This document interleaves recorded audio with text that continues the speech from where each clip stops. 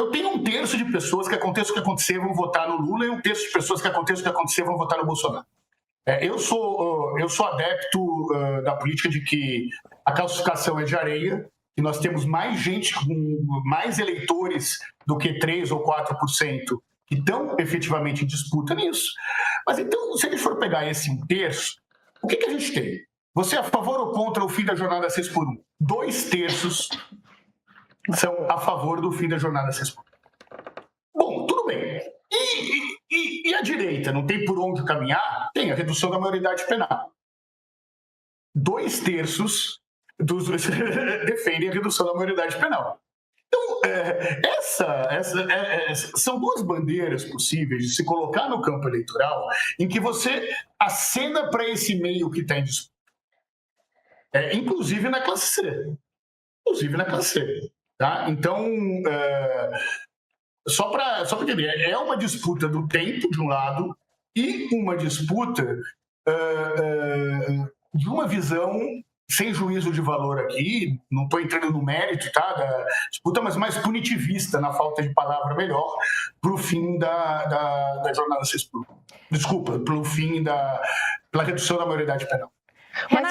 Mas só para retomar, porque faltou um pedaço da resposta que eu queria insistir com você, porque claro, embora a redução da jornada seja algo que, sim, como eu falei, simbolicamente afete muita gente, na prática não afeta 2/3, toda a população da classe C. Tem muita gente na classe C que não é CLT. Por que você acha que este é um tema que mobiliza ainda assim? De que maneira quem está plataformizado ou está empreendendo, os microempreendedores, se relacionam com esse tema? Porque um dos consensos que foram se formando ao longo desse debate é o de que, mas isso só conversa com quem é CLT de fato, e ainda assim tem um apoio amplo na população. Então, na prática, o que isso significa para essas pessoas de classe C que não necessariamente têm carteira assinada? Vou responder, Flavinha, e depois falar um pouquinho do plataformizado, do cara. Tá. Todo mundo é muita gente, né? Assim, boa parte da classe C, ela tem alguém da família que trabalha de CLT. Uhum. E o tempo é um ativo familiar também. Ele não é só um ativo individual. Tá certo? Então, quando você passa a ter alguém que... Estamos falando de um casal, por exemplo. Uhum. Que um dos dois trabalha com CLT e o outro não, alguém tem mais mobilidade e o outro tem menos mobilidade. Você tem uma outra questão do fim da jornada 6x1, que é a possibilidade do que as pessoas vão fazer com o tempo. E aí é muito engraçado a diferença de pesquisa quantitativa para pesquisa qualitativa. Na pesquisa quantitativa, a pessoa diz o que vai fazer. Eu vou cuidar mais da minha família. Eu vou ficar... Quando você vai para uma quali, a pessoa começa a falar o que ela pensa que vai fazer. Uma coisa assim, o legal da pesquisa é quando você consegue sair do que a pessoa diz que faz, para o que ela pensa que faz e daquilo que ela realmente faz. São 3 dimensões muito diferentes na hora de analisar uma pesquisa, e é por isso que é muito importante juntar métodos diferentes no processo analítico. Quando nós estamos lá, quando eu estou na casa das pessoas, estou conversando com o dono de casa, a dona de casa, com a chefe de família ou com o chefe de família, e aí não tem jeito, né? Você achar que vai resolver numa planilha Excel o entendimento da população brasileira é o maior erro que existe. Por isso que eu escrevi o livro em primeira pessoa, inclusive, para contando um pouco das minhas histórias com as pessoas. Quando você vai conversar com ele, você vê que o cara vai trabalhar. Ele vai fazer o corre dele. Num mês ele vai fazer um corre maior, no outro mês ele vai fazer um corre menor, mas ele vai estar dando um jeito de conseguir ter uma renda a mais dentro do tempo que está sobrando. Se você desce um pouquinho para o Bolsa Família, para o cara da classe D e E, e daí falar, eu não aguento mais empresário falando para mim, não, porque eu não consigo empregar pessoas porque elas recebem um Bolsa Família. Aí, amigo, eu não sei se você sabe, mas o capitalismo venceu. No capitalismo, vale a lei da oferta e da procura. Se eu tenho muita vaga e pouca gente querendo ocupar essas suas vagas, paga mais. Senão não vai fazer sentido para esse cara. Parece que os empresários esquecem que o capitalismo vence. Mas voltando um pouquinho, a pessoa pode receber um salário mínimo, um emprego de um salário mínimo. Aí, ou ela pode receber 600 pau do Bolsa Família, se tiver o número de filhos aumenta um pouquinho, só que com tempo, para poder ter o outro bico dela, para vender bolo, para fazer entrega. E daí o cara fala, bom, eu vou trabalhar quase de uma forma escrava aqui, pegando ônibus para ir, ônibus para voltar, ou nem precisa, se for no interior do Nordeste, que é o grosso do Bolsa Família. Mas por que eu vou trabalhar 8 horas preso se eu tenho uma segurança mínima aqui e tempo suficiente para conseguir uma renda a mais? E se bobear, eu vou ganhar um pouco mais até do que um salário mínimo que querem me pagar. Então, nós estamos falando de decisões racionais, economicamente racionais. Só que tanto a classe política quanto os empresários acham que só eles são racionais, né? Uhum. Então, eles acham que a decisão econômica racional são deles. Não, amigo, vai passar uma semana morando na casa das pessoas para você conseguir entender um pouquinho como é que funciona o dia a dia. Tipo, pois é, Desculpa, Renato, pode concluir, eu achei que você tinha terminado. Não, acabei. Tá. Não, é que essa questão da precarização dos salários é uma coisa que eu sempre penso quando a gente fala da pessoa que quer empreender, né? Eu tenho a impressão de que as vagas CLT tiveram uma redução salarial muito grande ao longo do tempo e com essa questão de jornadas mais engessadas também. Assim, eu tenho a impressão de que mesmo que se fosse um emprego das 8 às 5, que tem um horário engessado, mas a pessoa conseguisse ter uma renda para ter um fim de semana minimamente confortável, para pagar as contas sem ter que fazer os bicos, a gente não teria essa debandada do CLT para o empreendedorismo pela segurança da CLT. Mas eu sou uma pessoa velha, os jovens hoje, eles falam da CLT já com um certo desdém. Mas eu queria trazer essa questão prática da classe C, porque eu acho que é o eleitor que vota mesmo de maneira mais prática hoje, como você está explicando aí, né? Inclusive, o nosso chat está em chamas discutindo isso. O Rafael Pettinati diz aqui, se esses forem os fatores decisivos dessa eleição, o Lula está ferrado. Ao mesmo tempo em que a Luciana diz, quem fez a classe C foi o Lula. E aí eu queria trazer alguns elementos das suas falas para a gente trazer essa discussão de por que esses são os dois nomes que estão disputando tão fortemente esse voto, porque você mencionou o Bolsa Família e o aumento real do salário mínimo que vieram em gestões do Lula. E aí o bolsonarismo vendeu essa perda como uma culpa do governo Lula, uma culpa deles, né, como você disse. Mas, ao mesmo tempo, durante o governo Bolsonaro não entregou soluções práticas para essa população, não entregou políticas públicas, pelo contrário, a gestão da pandemia foi aquilo que a gente acompanhou, né?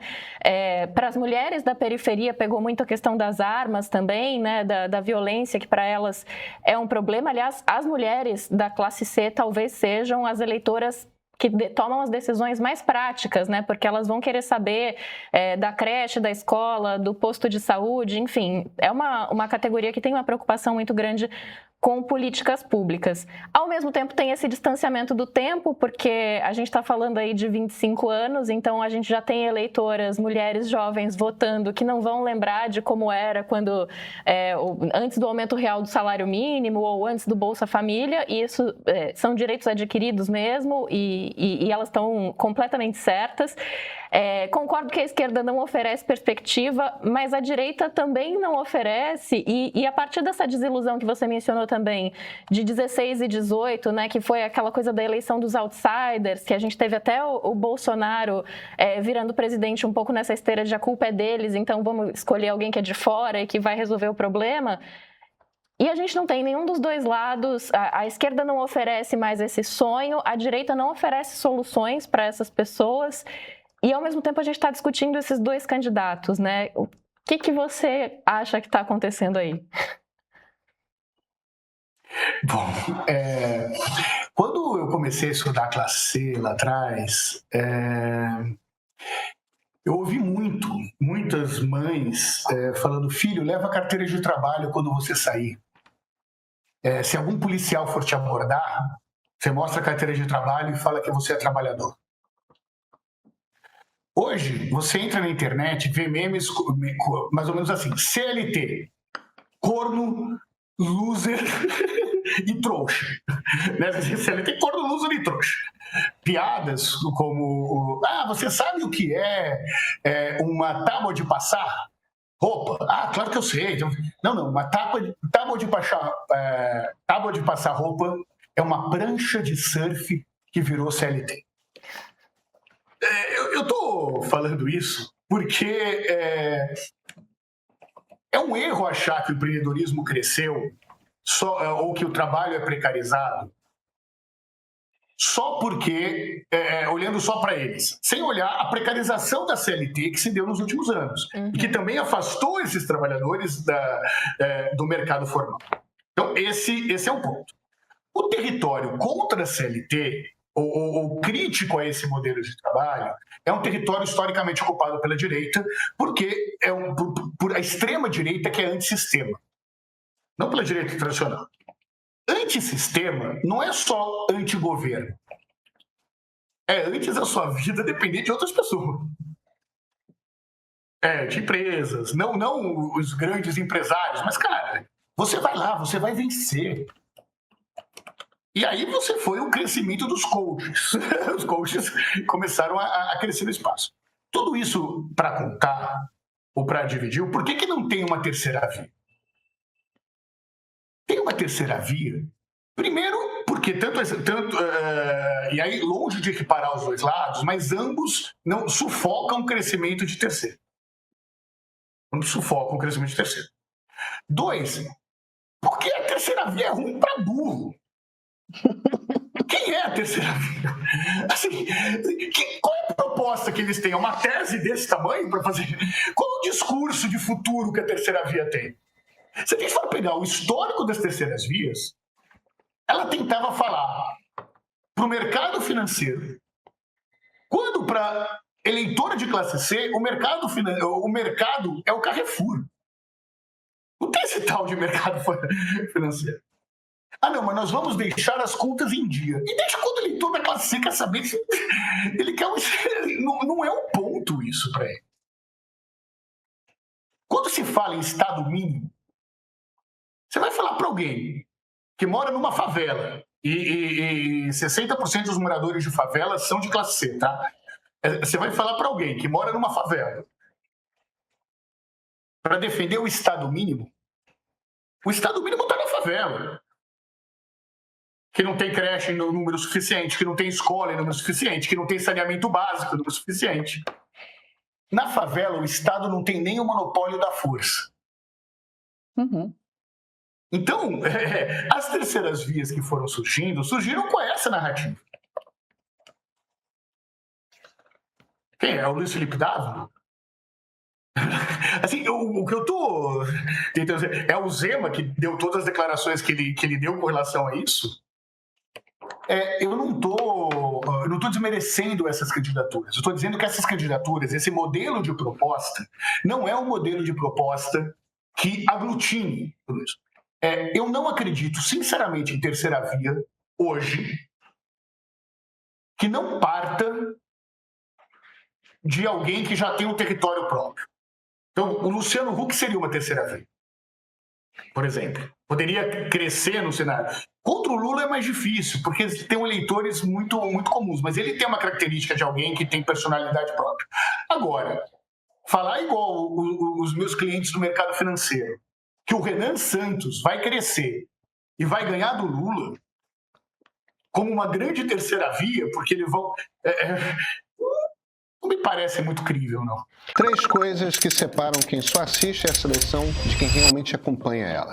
A primeira, acesso às análises que costumam ficar restritas às salas de decisão, ou seja, quem lê pesquisa, poder, sociedade, por dentro. Você encontra esse material no Meio Político toda quarta-feira e também em matérias e entrevistas na edição de sábado, além dos dados da pesquisa Meio Ideia mensal, que agora é interativa e te permite, se você é assinante, fazer o recorte que mais te interessa dentro do nosso site. A segunda é ter opinião de verdade, não é prestada. É a diferença entre repetir o que ouviu e entender por que aquilo aconteceu. O tipo de leitura que te deixa seguro numa roda de conversa, traz repertório e não te deixa cair no argumento pronto. E agora, a terceira, a mais difícil. Atravessar essa eleição sem virar refém de bolha, militância, cinismo. Discordar faz parte, mas sem transformar isso em guerra. É isso que o Meio Premium sustenta todo mês, com um catálogo de produções originais no nosso streaming. Com a eleição chegando, não é só que você vai ficar mais por dentro, é que em nenhum outro lugar você vai entender melhor o movimento político dos próximos meses. Só R$15 por mês. Assina o Meio Premium.